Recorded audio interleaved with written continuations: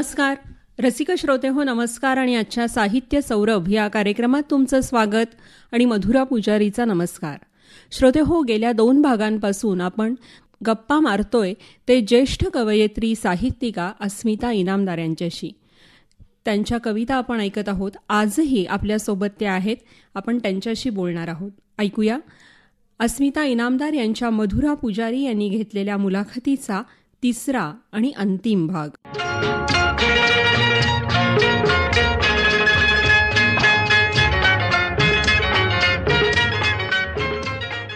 नमस्कार मॅडम, तुमचं स्वागत आहे. नमस्कार मधुराताई. नमस्ते. तुमच्या पुस्तकांविषयी थोडंसं सांगा ना, त्याचा निर्मितीचा अनुभव कसा होता? ॲक्च्युअल माझी 2च पुस्तकं आहेत. एक चारोळींचं आहे शब्दसंग्रह, त्याचं नाव शब्दुली आहे. बरं. हे कविता अंतरीच्या हालसगीकरांची प्रस्तावना. हे इथेच 2006 साली डॉक्टर दिलीप शिंद्यांचं आरोग्य संवेदना म्हणून जे आता केंद्र आहे, तर त्यावेळेस आम्ही एक मासिक चालवत होतो. त्याच्यात मी होते कार्यकारिणीत वगैरे. तर त्यावेळेस त्यामुळे मला विचारलं दिलीपनी की मॅडम तुमचं काय कविता संग्रह? म्हटलं नाही हो, अजून मी काही काढू शकले नाही. माझ्याकडे मटेरियल खूप आहे कवितांचं वगैरे, पण मी काही काढू शकले नाही आहे. तर त्यावेळेस ते म्हणाले आपण काढूयात. त्याप्रमाणे त्यांनी कविता माझ्या सगळ्या गोळा केल्या, DTP केलं, संस्कार असतात त्याच्यावरती ते सगळे संस्कार केले. आणि त्यांच्या सगळ्या प्रयत्नांना यश येऊन त्यांच्या ह्यानी हे पुस्तक माझं आज बाजारात आलेलं आहे. बरोबर.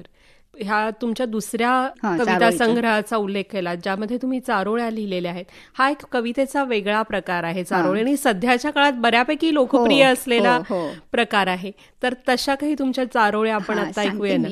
चारोळ्यांची पण एक गंमतच झाली आहे. बरं. चारोळी हा प्रकार जसा मुक्तछंद मला आवडत नाही, तसा पहिल्यांदा मला चारोळी हा पण आवडायचा नाही. अरे एवढी छान कविता आपण लिहितो, चारोळ्या एवढ्याच्यात काय बसवायचं? पण तो किती अवघड प्रकार आहे की सगळा विषय तुमचा त्या 4 ओळीतच बसला पाहिजे. आणि एकदा असंच रात्री केव्हा तरी डोक्यात एक चारोळी आली. म्हटलं लिहून तरी ठेवूयात आपण. नाईट लॅम्पमध्ये एका बैठकीत मी 50 चारोळ्या लिहून घेतल्या. बरं. अरे म्हटलं माझं मलाच आश्चर्य वाटलं की हे कसं झालं, असं कसं झालं. बरं, आता त्याचं पुस्तक काढायचं मात्र मी ठरवलं होतं. तर नाव काय द्यायचं त्याला? तर त्यावेळेस मला जरा जंगलाची आणि फिरायची खूप आवड आहे. त्यामुळं मारुती चितमपल्ल्यांचं चकवा चांदण नावाचं पुस्तक मी त्यावेळेस वाचत होते. चकवा चांदण हे नावच असं आहे की ते चकवा चांदण याचा अर्थ घुबड. घुबडाला ते आदिवासी लोक चकवा चांदण म्हणतात. तर ते पुस्तक वाचताना मला शब्दुली हा शब्द त्याच्यात सापडला. मग म्हटलं अरे शब्दुली किती नाव छान आहे, छोटंसं अगदी. मग म्हटलं माझं चारोळ्याचं पुस्तक काढतात त्याला आपण शब्दुलीच नाव द्यायचं. म्हणून ते तसे त्या नावाचं अशी ही कथा आहे शब्दुली. मग त्याच्यात थोड्या अशा एक 80 चारोळ्या फक्त त्याच्यात मी घातलेल्या आहेत आणि त्याचं हे केलेलं आहे पुस्तक. बरं. मग त्यातल्या काही चारोळ्या ऐकूया. एक वय वेडखुळं, एक वय वेडखुळं स्वप्न जगात रमण्याचं, एक वय शहाणं सुरतं व्यवहारात जगायचं, एक वय शहाणं सुरतं व्यवहारात जगायचं. कसं आहे माझं तसं पाठांतर कमी आहे थोडंसं आणि लक्षात राहत नाही. अधूनमधून कधीतरी विसरलेल्यांना आठवावे, अधूनमधून कधीतरी विसरलेल्यांना आठवावे, घालवलेल्या सुखक्षणांना अलगद मनी साठवावे. वा. अर्थप्रेमाचा कळला यौवनात आल्यावर, अर्थप्रेमाचा कळला यौवनात आल्यावर, जीवनाला बहर आला साजण मला भेटल्यावर. आणि आता एक संमेलन होतं संभाजीनगरला. बरं. तर तिथल्या ते तितिक्षा इंटरनॅशनल म्हणून एक संस्था आहे पुण्याची, त्यांनी उखाणे स्पर्धा ठेवली होती.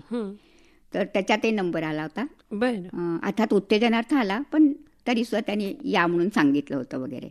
मग तिथे पण मला खूप छान लोक भेटले. तर आलक म्हणून एक जो प्रकार आहे, तर पुण्याला एक खास आलकसाठी दर रविवारी एक कार्यक्रम असतो. तर तोही प्रकार मी करून बघितला आणि पहिलीच आलक माझी ती उचलून धरली. तर ती आलक पण मी सांगते. तिने ती बकुळ फुले ओंजळीत घेऊन हुंगली, तिने ते बकुळ फुले ओंजळीत घेऊन हुंगली आणि तिच्यासमोर तो उभा राहिला, आणि तिच्यासमोर तो उभा राहिला. तो नेहमीच तिच्यासाठी बकुळी आणत असे. दोघेही बकुळ वेडेच. तिने परत फुलांचा वास घेतला, तिने परत फुलांचा वास घेतला, पण वास आलाच नाही. वासही त्याच्याबरोबरच तिच्या आयुष्यातून निघून गेला होता कायमचा. एक भावना पण प्रतिकाचा वापर खूप चांगल्या पद्धतीनं त्याच्यात येत असतो. तुमच्या कवितांबरोबर आता तुम्ही जसा उल्लेख केला, उखाणे असतील किंवा अशी आलकसारखी छोटंसं लेखन असेल, तुम्हाला सगळ्यात जास्त कविता भावतात, लिहायला आवडतात हे तर दिसतंच आहे, पण आणखीन कोणत्या प्रकारचं लेखन तुम्ही केलं आहे? गवळणी, लावणी हे सुद्धा केलेलं आहे मी. पण आता त्याच्यात मी फारशी पारंगत नाही आहे. आपला विषय मिळाला, एखादा स्पर्धा ठेवली आहे की लावणीची स्पर्धा आहे, हा अमुक विषय दिला करा, असं केलेलं आहे. भारूड हा एक प्रकार आपल्याकडे आहे. तर मध्यंतरी आपल्याकडे जवळजवळ पाण्याचं खूप दुर्भिक्ष होतं. ह्या पुराच्या आधी म्हणा, पाणी येत नव्हतं, तेव्हा एक भारूड मी असं लिहिलं होतं. ते साधारण पर्यावरणावरही पण होतं की झाडं, निसर्ग आपला वाचवायला पाहिजे. तर ते मी सांगते तुम्हाला. काय करावं सांगा बाई, नळाला पाणी नाही, नळाला पाणी नाही, नळाला पाणी नाही. 2 दिवस झाले पाणी नाही, 4 दिवस झाले पाणी नाही, 8 दिवस झाले पाणी नाही. पाणी नाही, पाणी नाही, नळाला पाणी नाही. स्वयंपाकाला पाणी हवं, धुणं भांड्याला पाणी हवं, आंघोळीला प्यायला हवंच हवं. पाण्याशिवाय चालणार नाही, नळाला पाणी नाही, अहो नळाला पाणी नाही, नळाला पाणी नाही. स्वार्थासाठी तोडली झाडं, जंगल सारी झाली ओसाड, जमिनीचं झालं खारकांड. कसा पडेल पाऊस बाई, कसा पडेल पाऊस बाई, नळाला पाणी नाही, नळाला पाणी नाही. पाऊस नाही, विहिरी आटल्या, नाले आणि नद्या कोरड्या पडल्या, झाडांच्या पालव्या गळून गेल्या. माती वाऱ्याने वाहून जाई, नळाला पाणी नाही. पाणी म्हणजे जीवन, सर्वांना देई संजीवन, त्यासाठी फिरावे लागते वन वन. जीव हैराण पाण्यापायी, नळाला पाणी नाही, नळाला पाणी नाही, नळाला पाणी नाही. म्हणून सर्वांना सांगते ऐका, म्हणून सर्वांना सांगते ऐका, झाडांचे महत्त्व ओळखायला शिका, नवीन झाडे लावायला शिका. ऐका निसर्गाची ही वाणी, मग नळाला येईल पाणी. ऐका निसर्गाची ही वाणी, मग नळाला येईल पाणी, नळाला येईल पाणी, नळाला येईल पाणी. वा, एकूणच सगळ्या विषयांवर तुम्ही कविता केलेल्या मला दिसतात तुमच्या या सगळ्या प्रवासामध्ये. आज वयाच्या या टप्प्यावर तुम्हाला मागं वळून बघताना तुमच्या साहित्य प्रवासाविषयी काय वाटतं? तसं एका परीने मला आश्चर्य वाटतं की हे एवढं कसं मी लिहू शकले. परिस्थितीचा माझ्यावर पुष्कळ प्रभाव होता. मध्ये 72 साली दुष्काळ पडला, त्यावेळेस सुद्धा तर म्हणजे कविता माझ्या आटूनच गेली होती खरंच.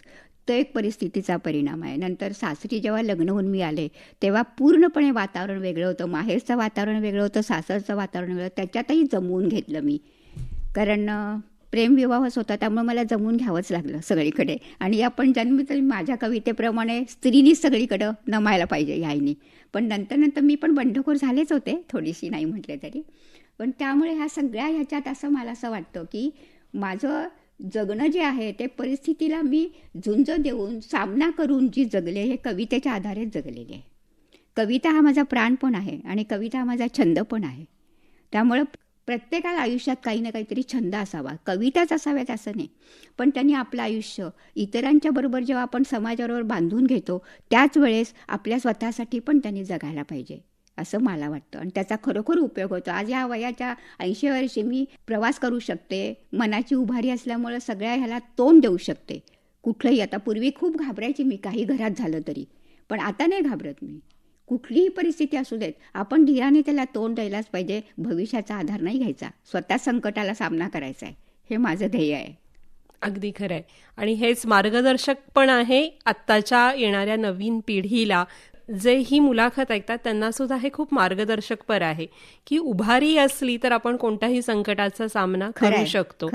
आपल्या मुलाखतीच्या अंतिम टप्प्याकडे आता आपण येत आहोत. कार्यक्रमाचा शेवट आपण तुमच्या एका कवितेनं करूया. आईवर आतापर्यंत खूप कविता सगळ्यांनी केलेल्या आहेत, पण ही कविता आईसाठी असं नाही आहे, पण आईच्या मनस्थितीची कविता आहे. तिचा मुलगा असा कुठेतरी परगावी, बाहेरगावी, परदेशी गेलेला आहे आणि त्यांनी सांगितलं की मी अमुक दिवशी येतोय आई तुला भेटायला, म्हणजे येतोय भारतात किंवा गावाहून कुठून ते.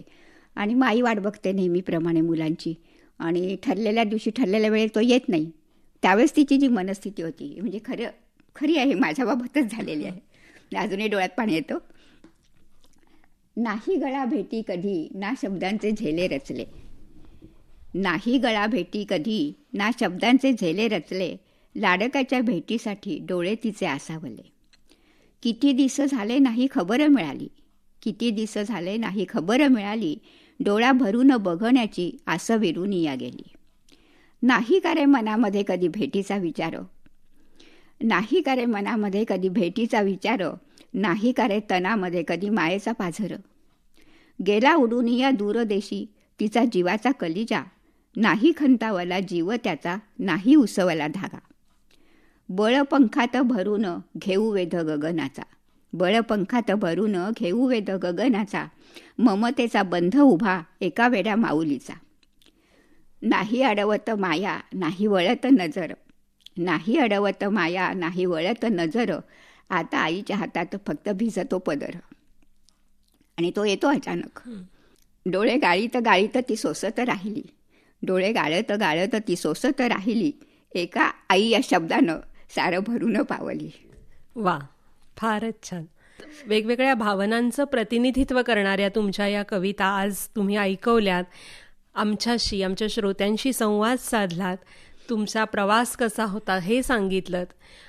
या कार्यक्रमात आलात त्याबद्दल आकाशवाणी सांगलीच्या वतीनं आणि सगळ्या श्रोत्यांच्या वतीनं आपले मनापासून आभार मानते. नमस्कार. धन्यवाद.